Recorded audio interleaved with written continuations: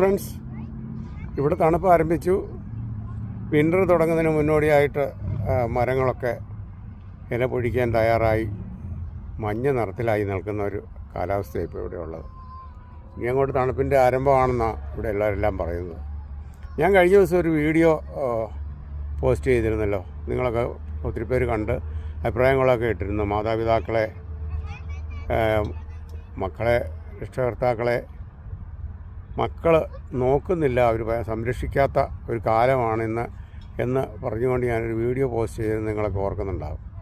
അതിനൊത്തിരി കമൻറ്റുകൾ വന്നായിരുന്നു, പല നല്ല അഭിപ്രായങ്ങളും അതുപോലെ അതിൻ്റെ ചില ന്യൂനതകളും ഒക്കെ പറഞ്ഞുകൊണ്ട് ഒത്തിരി കമൻറ്റുകൾ ഫേസ്ബുക്കിൽ പലരും പോസ്റ്റ് ചെയ്തിരുന്നു. ഞാനതിനെപ്പറ്റി കൂടുതലായിട്ടൊന്ന് അവലോകനം ചെയ്ത് നടന്നു നോക്കിയപ്പം എനിക്ക് മനസ്സിലാക്കാൻ കഴിഞ്ഞത് നമ്മുടെയൊക്കെ മക്കളൊക്കെ ഇന്നത്തെ കാലത്ത് തലമുറയിലെ മക്കൾ ഒരു സെൽഫിഷായിട്ട് വളരുന്നുണ്ടോ എന്ന് എനിക്ക് സംശയമുണ്ട്.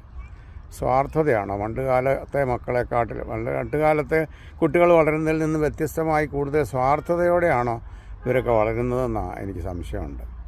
മക്കളെ നമ്മളതുപോലെ ഇപ്പം ഇന്നത്തെ കാലത്തെ തലമുറ മക്കളെ വളർത്തുന്നത് ആ രീതിയിലാണ്. എൻ്റെയൊക്കെ പ്രായത്തിലുള്ള കാലഘട്ടത്തിൽ വളർന്നു വന്ന ആ കാലഘട്ടത്തിലൊക്കെ ആണെങ്കിൽ ഒന്നിച്ച് ഭക്ഷണം കഴിക്കുകയും ഒന്നിച്ച് പ്രാർത്ഥിക്കുകയും ഒന്നിച്ച് മാതാപിതാക്കളെ സഹായിക്കുകയും ഒന്നിച്ചിരുന്ന് വർത്തമാനം പറയുകയും ചെയ്യുന്ന ഒരു കാലം ഉണ്ടായിരുന്നു. ഇന്നതിലൊക്കെ മാറ്റം വന്നിട്ടുണ്ടോ എന്ന് സംശയിക്കുന്നു. അതുവഴി കുട്ടികൾ സ്വാർത്ഥരായി മാറിയിട്ടില്ലേ എന്ന് ഞാൻ സംശയിക്കുക. ഇപ്പോഴാണെങ്കിൽ മാതാപിതാക്കൾ മക്കളെ എന്തെങ്കിലും ചോദിച്ചാൽ ഒരെണ്ണം ചോദിച്ചാൽ രണ്ടെണ്ണം മേടിച്ച് കൊടുക്കും, രണ്ടെണ്ണം ചോദിച്ചാൽ നാലെണ്ണം മേടിച്ച് കൊടുക്കുന്ന, അങ്ങനെ മക്കളുടെ ആവശ്യങ്ങളെല്ലാം നിറവേറ്റി കൊടുക്കുന്ന ഒരു കാലമായിരുന്നു. പണ്ടൊന്നും അങ്ങനെ ഇല്ലായിരുന്നു. അതുവഴി ഒത്തിരി ബന്ധങ്ങളും വർദ്ധിച്ചിരുന്നു.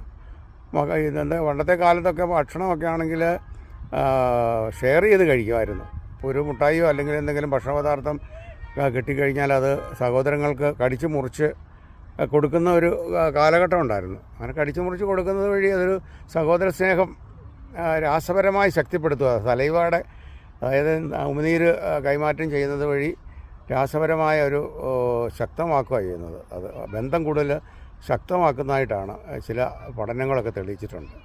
അതുവഴി അടുപ്പവും വിശ്വാസവും വർദ്ധിക്കും. അതുപോലെ ഈ ഭക്ഷണം പങ്കിടുന്നത് പ്രത്യേകിച്ച് mouth to mouth saliva contact വഴി ഇൻറ്റിമസി വർദ്ധിപ്പിക്കുന്നതായിട്ട് ചില പഠനങ്ങളൊക്കെ തെളിയിക്കുന്നുണ്ട്. സഹോദരങ്ങൾ തമ്മിലുള്ള ഭക്ഷണം പങ്കിടില്ല, അല്ലെങ്കിൽ തന്നെ ഭക്ഷണം ഒന്നിച്ചിരുന്ന് ഭക്ഷണം കഴിക്കുമ്പോൾ തന്നെ സഹോദരങ്ങൾ തമ്മിൽ കൂടുതൽ ബന്ധം വർദ്ധിക്കും. അത് ഇന്നത്തെ കാലത്ത് അതില്ലാത്തതാണോ ഇതിൻ്റെയൊക്കെ കുഴപ്പം?